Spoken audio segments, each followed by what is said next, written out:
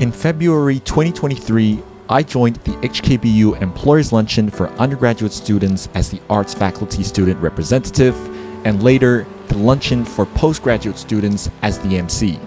Not only did I share my college experiences and career aspirations in front of over 100 employers, but I also spoke with some familiar and new faces. This was how it went.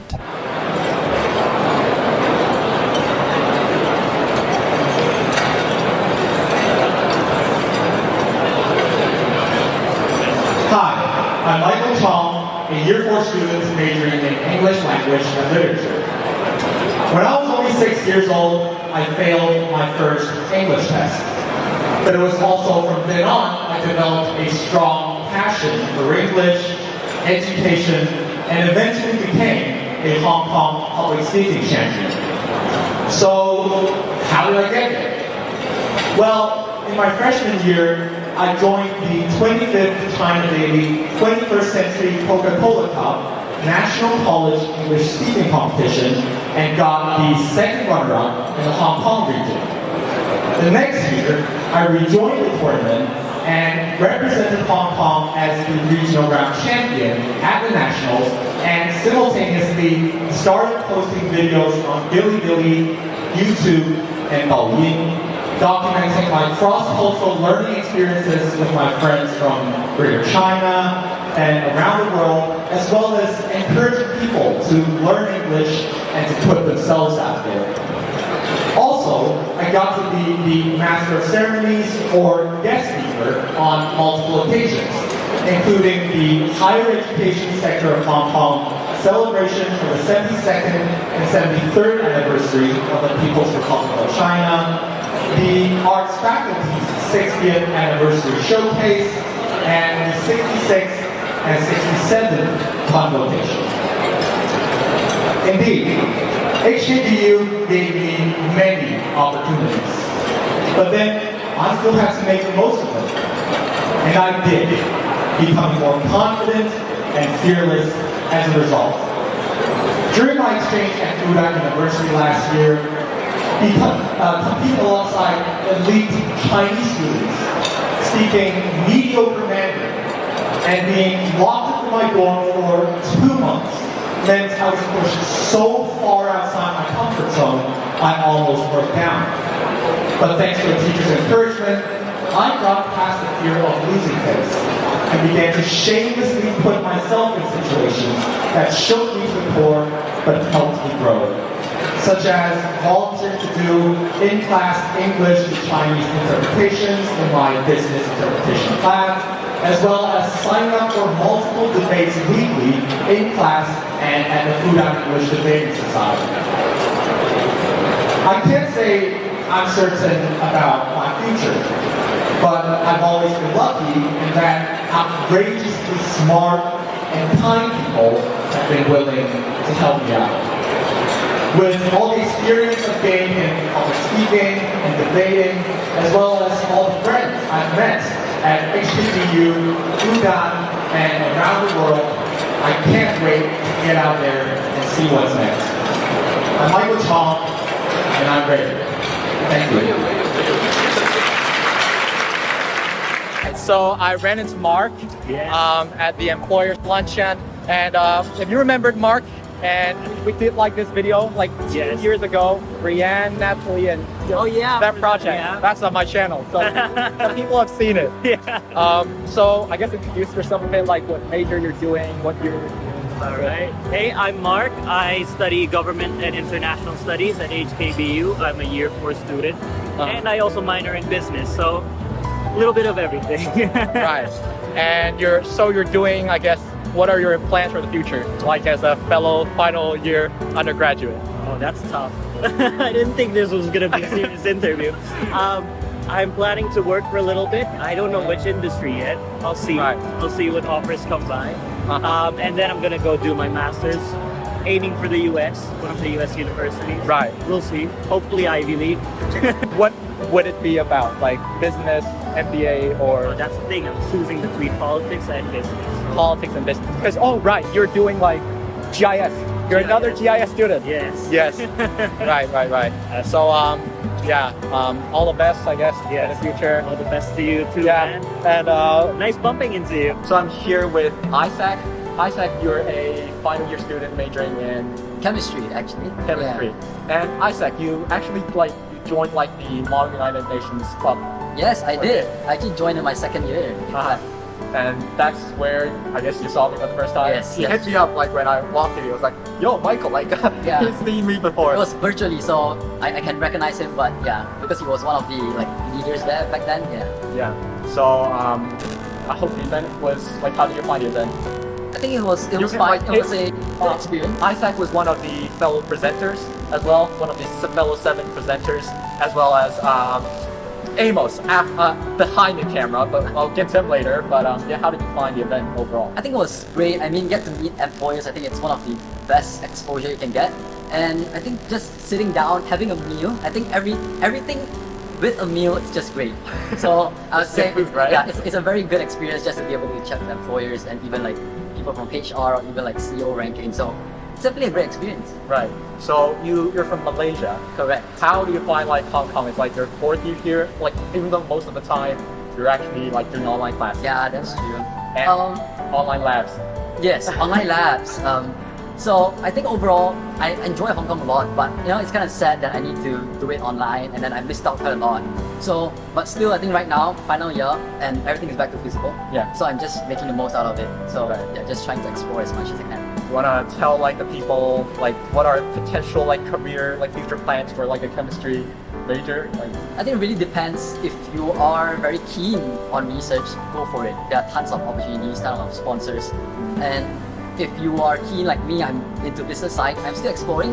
But what I heard was like there are a lot of positions in pharmaceutical companies as well. So just show your CV out and do your best, and then you know you will get something in return. that's good. That's good. I'm glad. So hopefully find a job soon. We don't become unemployed after a few months. Yeah. But yeah, it was good like meeting you today. Yeah. Okay. Thank you. Nice. Thank you. Okay. See you. Peace. I'm Amos. I'm studying pharmacy in Chinese medicine and I'm an international student from Singapore. Right. So Amos actually, if you recognize him, like from one of my previous vlogs, he was actually the interviewer at like the 67th convocation. Right. We were all guest speakers. All on the same stage. Yeah. And Amos is like a year below me, so Yes. he's still got 1 year to go before he Right. graduates. So I Yes. guess you're less like less anxious as the rest of us are. Actually, I guess. I'm enjoying the moment actually.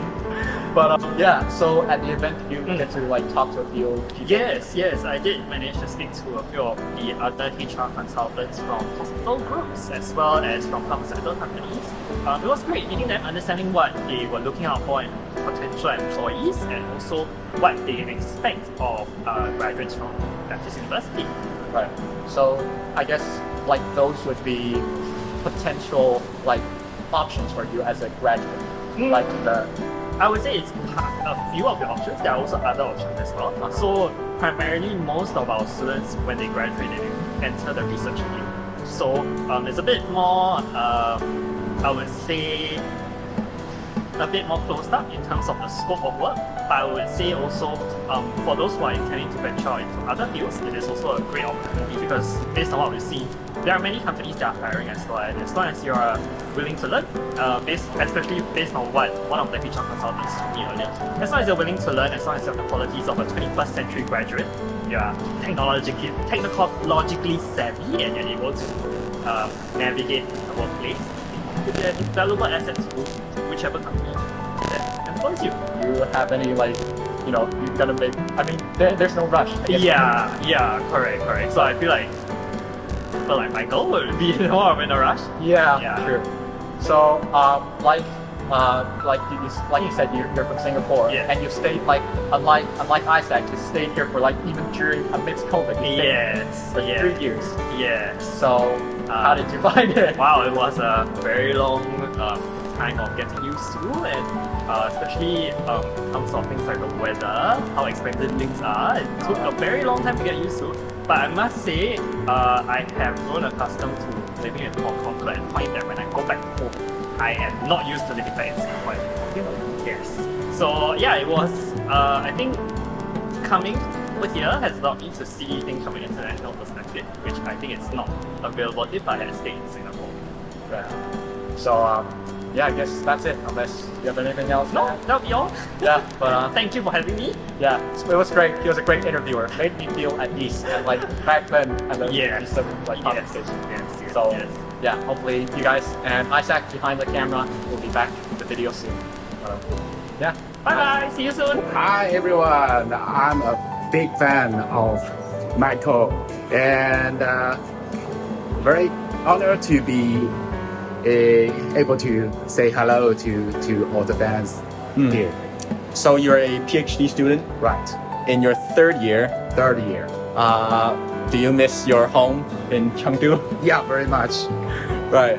It's been more than a year since you've been Yeah, back. it's been a while. It's more than a year since I said goodbye to my hometown in 2021. Yeah. 2021. Yeah. So hopefully you go back there, take a break kind of, and then hop back into the grind. Yeah, I can't wait to have my local food.